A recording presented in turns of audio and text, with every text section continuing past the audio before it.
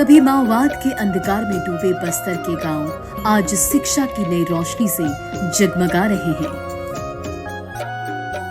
माननीय मुख्यमंत्री श्री विष्णुदेव साई के नेतृत्व में इस गांव में शिक्षा की एक नई अलख जगाई जा रही है।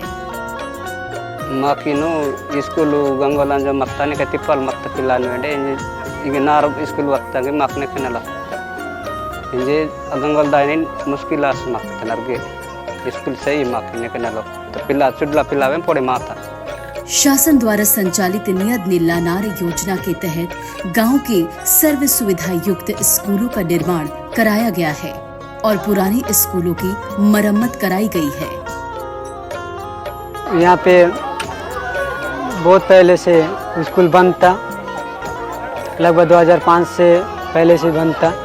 अभी ये स्कूल पुनः खोला गया है और अभी यहाँ के बच्चे लोगों को बहुत स्कूल के पुस्तक को देखने के लिए मिल रहा है, पढ़ने के लिए इन लोग को शिक्षा मिल पा रहा है। हम लोग गांव की तरफ से भी हम लोग इधर से बार बार कर रहे थे कि प्रयास हम अपने गांव में स्कूल लाएंगे बोल के।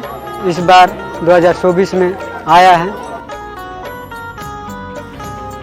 गांव में माओवादी अराजकता के भय से बंद पड़े सभी स्कूलों को फिर से खोला गया है।